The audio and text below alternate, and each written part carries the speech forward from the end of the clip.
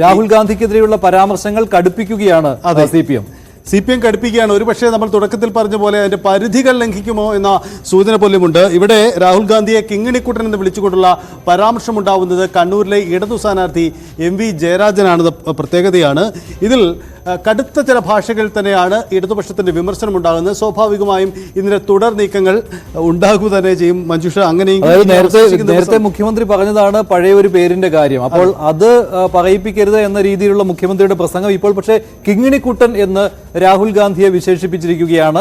കണ്ണൂരിലെ LDF സ്ഥാനാർത്ഥിയായ മോദി അല്ല പ്രതിയോഗി, മറിച്ച് രാഹുൽ ഗാന്ധിയാണ്.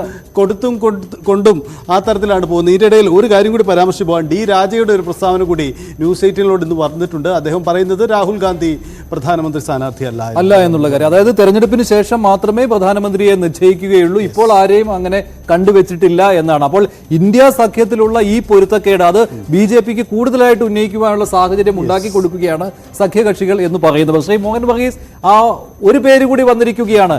കിങ്ങിണിക്കുട്ടൻ എന്നാണ് രാഹുൽ ഗാന്ധിയെ വിശേഷിപ്പിച്ചിരിക്കുന്നത്. അത് കണ്ണൂരിലെ LDF സ്ഥാനാർത്ഥിയായ MV ജയരാജനാണ് ഇത്തരമൊരു വിശേഷണം രാഹുൽ ഗാന്ധിക്ക് നൽകിയിരിക്കുന്നത്.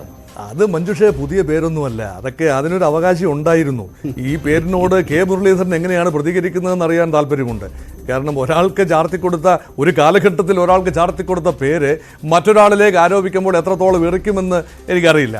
അതുകൊണ്ട് ഈ ഒരു പേരൊന്നും വലിയ രീതിയിൽ വിഷയമാകുന്നില്ല. പ്രത്യേകിച്ച് MV ജയരാജനെ പോലെ ആൾ കണ്ണൂർ മണ്ഡലത്തിൽ ഒരുപക്ഷെ വിജയസാധ്യത പോലുമുള്ള ആൾ ഇങ്ങനെ പറയുന്ന വാക്കുകൾ ഒരുപക്ഷെ അത് ദോഷകരമായി ബാധിക്കും.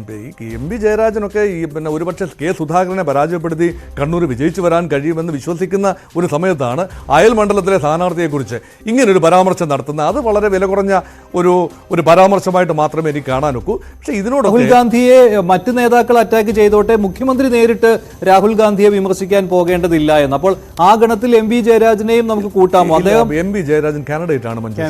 കാൻഡിഡേറ്റ് ആണ്. ഇപ്പൊ ഇവിടൊക്കെ ഒരു രാഷ്ട്രീയ ഇവരൊക്കെ പരിണിതപ്രജ്ഞനായ രാഷ്ട്രീയക്കാരല്ലേ, ഇന്നും ഇന്നലെ തുടങ്ങിയതല്ലല്ലോ അവരുടെ രാഷ്ട്രീയ പ്രവർത്തനം.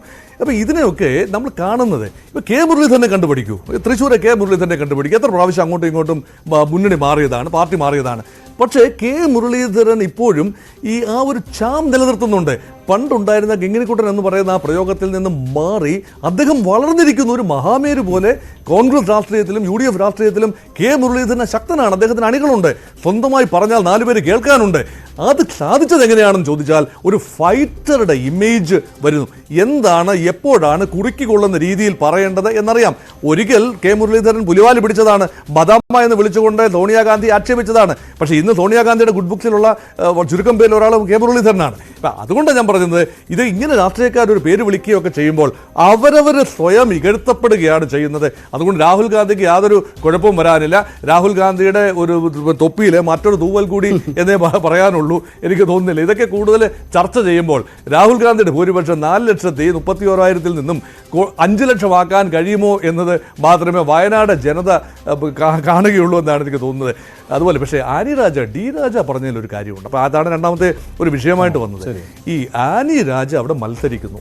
ഒരു ലോ പ്രൊഫൈൽ കാൻഡിഡേറ്റ് ആണ്. തുടക്കം മുതലേ തന്നെ അറിയാം, ആദ്യം പ്രഖ്യാപിച്ച കാൻഡിഡേച്ചർ ആനി രാജയുടെയാണ്.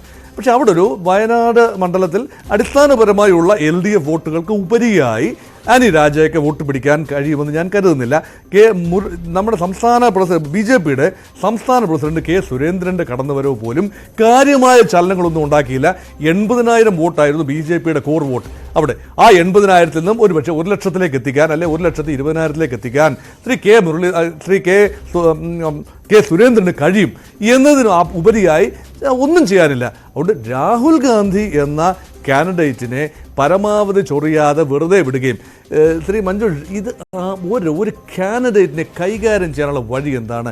അദ്ദേഹത്തെക്കുറിച്ച് ചർച്ച ഉണ്ടാകാതിരിക്കുക, അവഗണിക്കുക, രാഹുൽ ഗാന്ധിയെ അവഗണിക്കുക എന്നതാണ് കേരളത്തിലെ BJPക്കും കേരളത്തിലെ LDFിന് അല്ലെ കടന്നാക്രമിക്കുന്നത് കൊണ്ട് ഒരു ഗുണവും സാധിക്കുമെന്ന് എനിക്ക് തോന്നുന്നില്ല. അതുകൊണ്ട് അവഗണിക്കുക എന്നതും ഒരു തന്ത്രം തന്നെയാണ്. അല്ലാതെ നിരന്തരം ആക്രമണ വിധേയമാകുമ്പോൾ ആ വ്യക്തി പൂർവാധികം ശക്തമായി ബൗൺസ് ബാക്ക് ചെയ്യുന്നതാണ്. അതുകൊണ്ടാണ് നിരന്തരമുള്ള ആക്രമണം. ഇപ്പം ശ്രീ നരേന്ദ്രമോദി തന്നെ രാഹുൽ ഗാന്ധി ആക്രമിക്കുന്നത് കുറച്ചിട്ടുണ്ട് അല്ലേ? പപ്പുമോൻ എന്നൊക്കെ ഉള്ള രീതിയിലുള്ള ആക്രമണം വന്നതിന് ശേഷം പപ്പുമോൻ വളർന്നു വല്ലാതെ മാറിയിരിക്കുന്നു. ഇപ്പോൾ ആ ഒരു രീതിയിൽ രാഹുൽ ഗാന്ധിയുടെ സ്റ്റേച്ചർ ജോഡോ യാത്ര അത്ഭുതങ്ങളൊന്നും സീറ്റിന്റെ കാര്യത്തിൽ സൃഷ്ടിക്കുമെന്ന് കരുതുന്നില്ല. പക്ഷേ Rahul Gandhi as A political leader ആ സ്റ്റേച്ചർ വളരെയധികം മെച്ചപ്പെട്ടിട്ടുണ്ട്. ഒരു പ്രധാനമന്ത്രി സ്ഥാനത്തേക്കൊക്കെ ഉയർത്തിക്കാട്ടിയാൽ കുഴപ്പമില്ല എന്ന രീതിയിൽ അനേകം നിഷ്പക്ഷരായ പല ആളുകളും ചിന്തിച്ചു തുടങ്ങിയിട്ടുണ്ട്. ആ രീതിയിലുള്ള ട്രാൻസ്ഫോർമേഷൻ വരുന്ന സമയത്ത് ഇതുപോലുള്ള പേരുകൾ വിളിച്ചാൽ കൂടുതലും അദ്ദേഹത്തിന്റെ പ്രഭാവം കൂടുമെന്ന് തന്നെയാണ് എനിക്ക് തോന്നുന്നത്.